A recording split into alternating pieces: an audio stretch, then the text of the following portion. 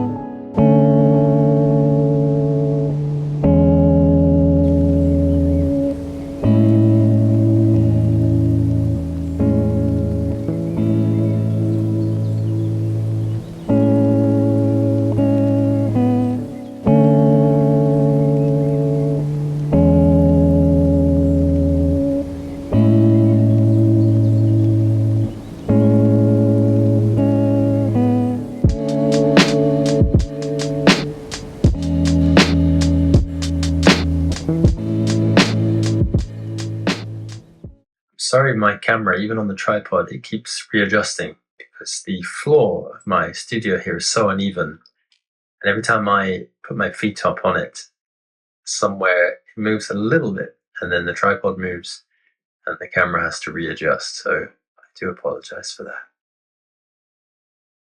So firstly, this is a Strideways 60p aquarium.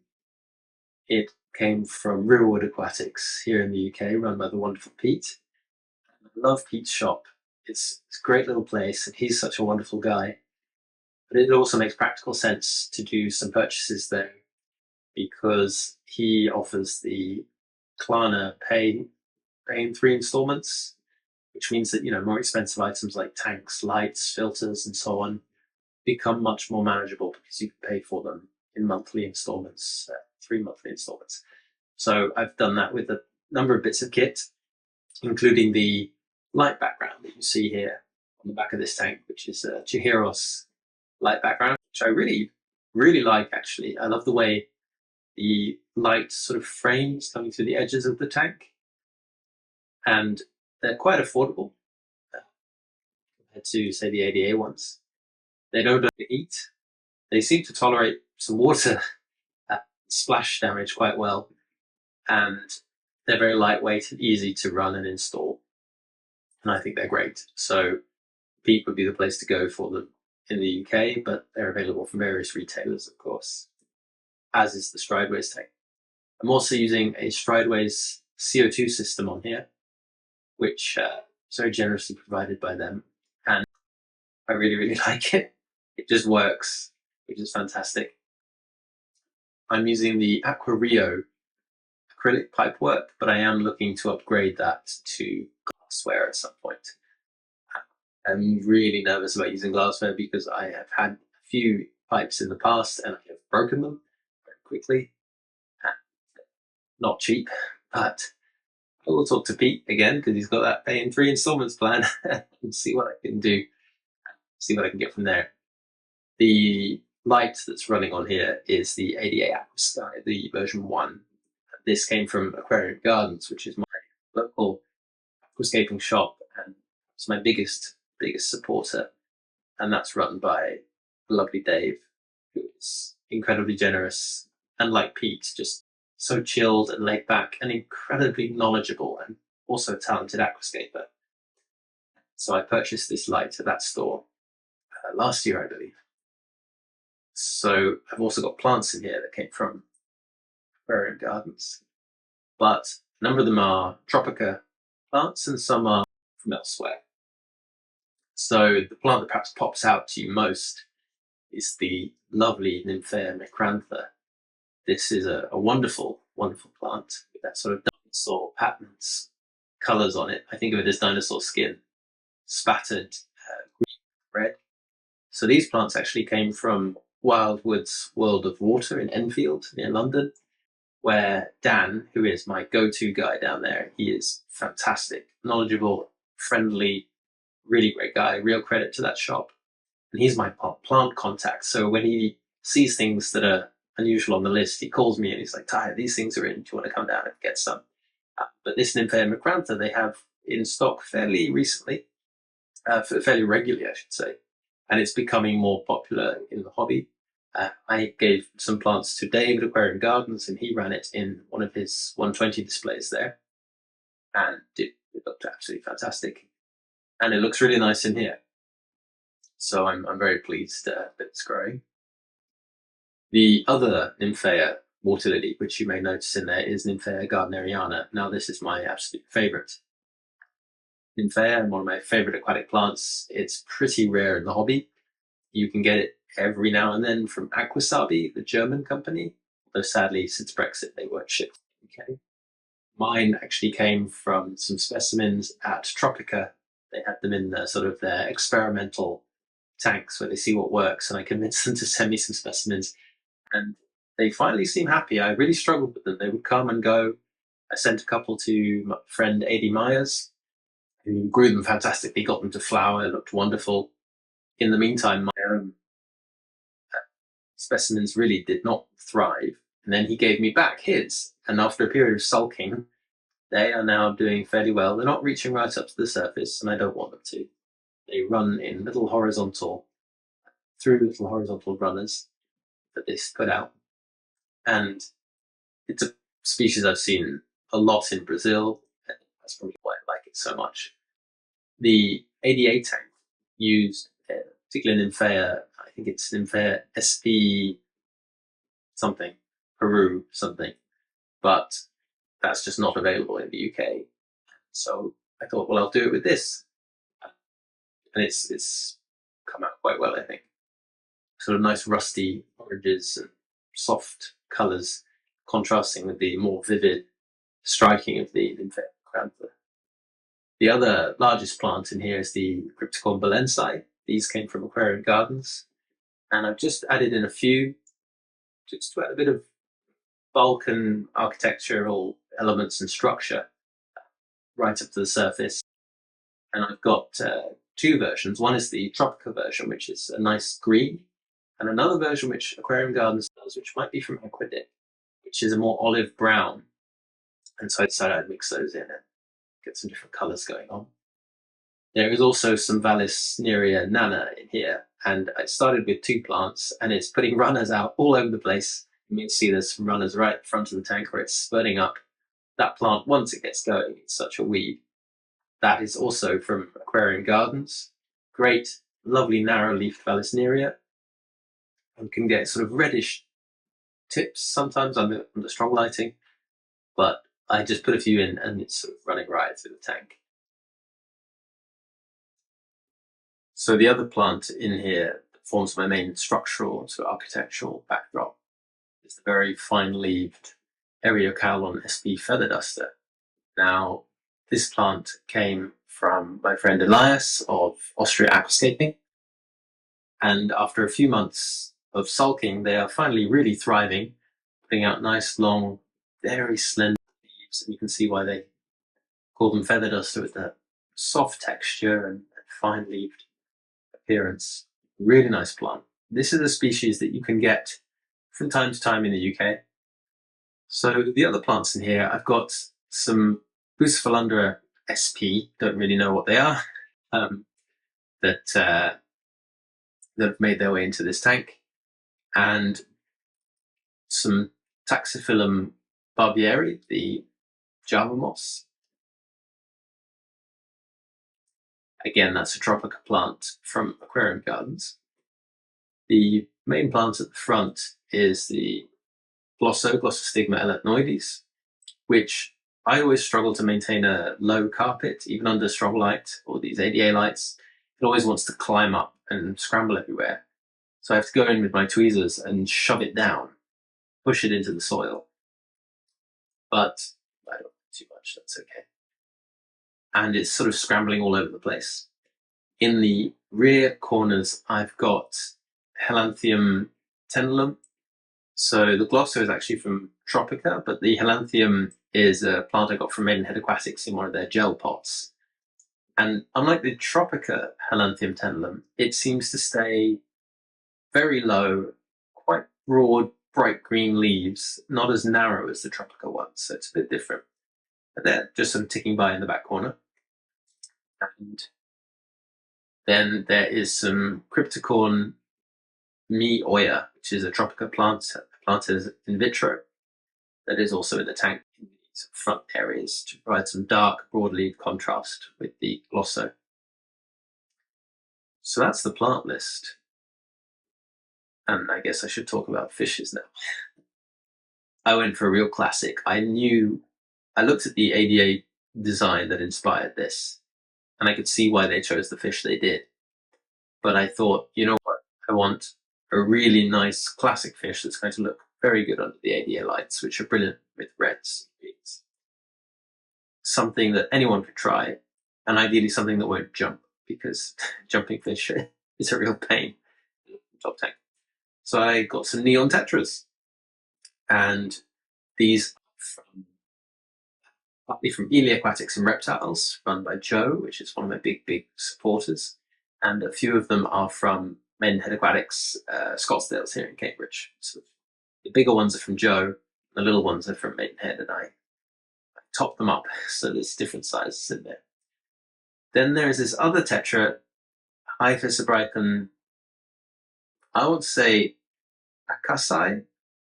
I have to check, because my wonderful friend Alex Bell, he was looking at them in the shop with me, and he said, I think I know what they are.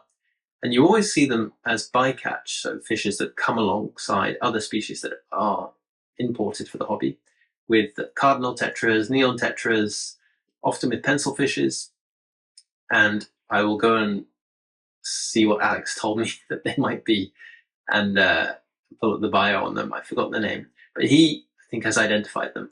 And I had a few of them. I love sort of rescuing little bycatch fish that are in tanks with other stuff.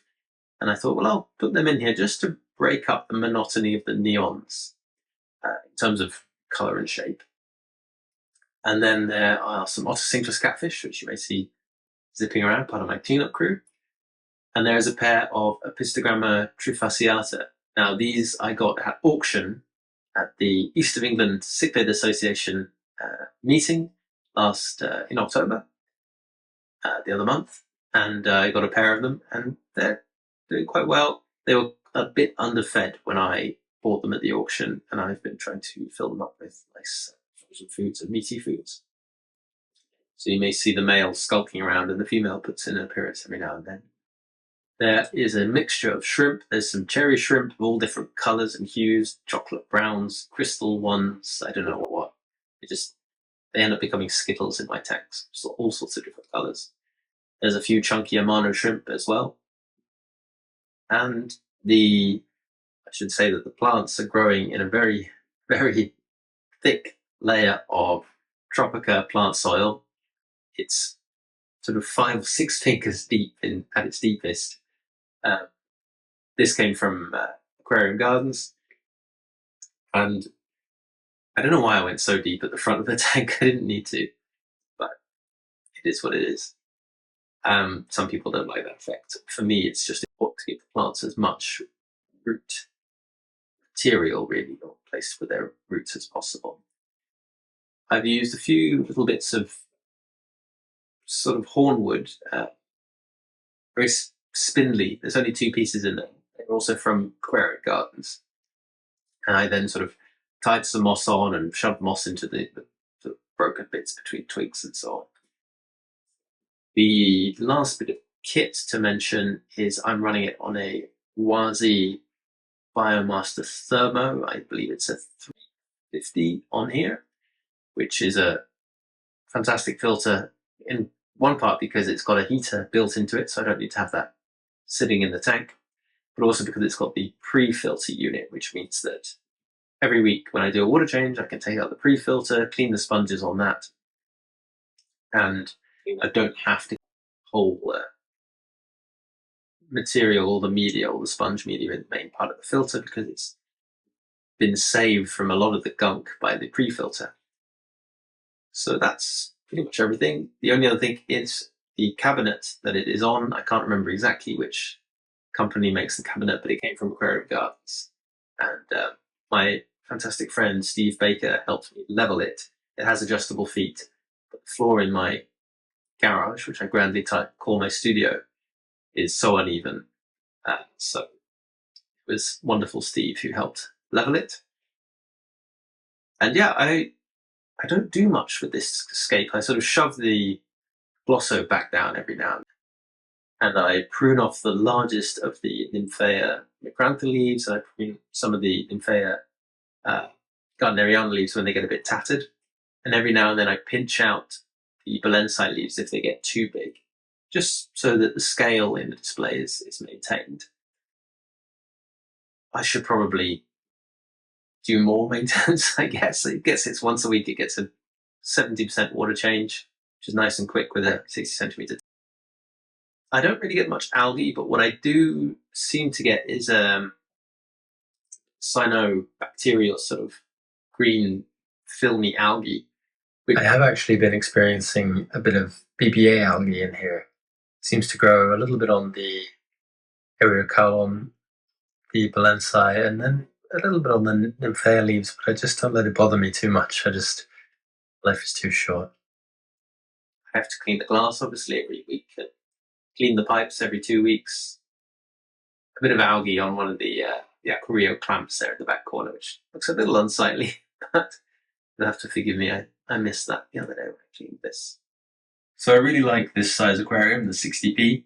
I think it's a manageable size. You can do quite a lot with it. You can, as you can see, you can do a mini version of a very big aquascape in here.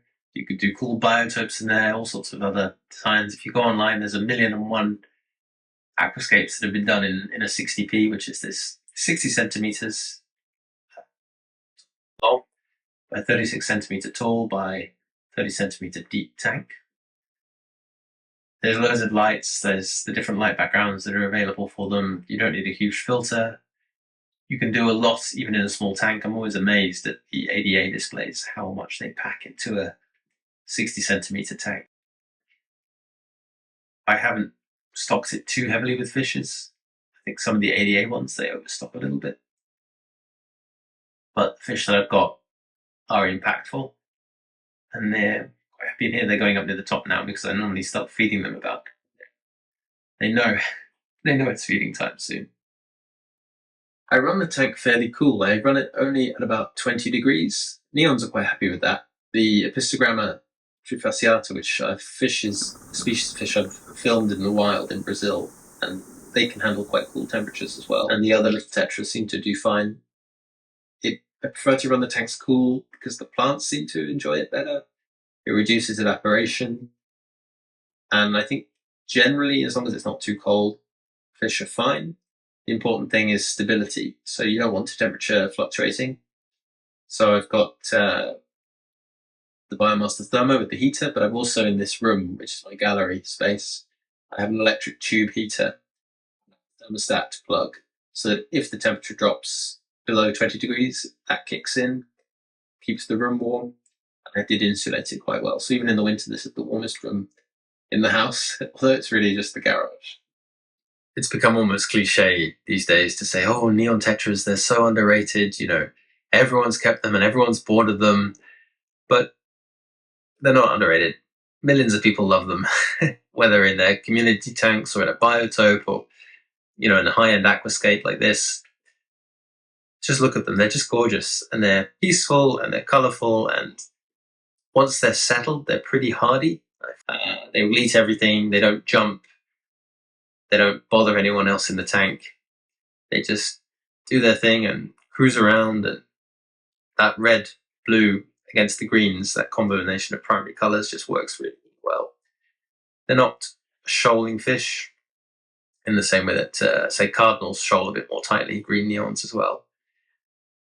It's okay in a tank like this. They sort of hang about and do their thing. And they're exploring all the time, searching for food. It's quite endearing, really. I think what makes this display work as it worked in the original ADA one is that combination of textures. Here in the broad lily leaves, round shapes, and then the soft, finer leaves of the feather duster, the Vallisneria, and then the Crypticon balenci acts as a nice sort of foil in the middle. I just find I've become a bit of an ADA fanboy in terms of lighting. The fact that the two tanks I have ADA lights on are the two tanks that give me the least grief in terms of algae.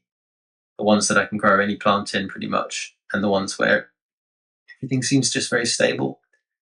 Makes me feel that, if I have the money, I will always try and invest in ADA lights.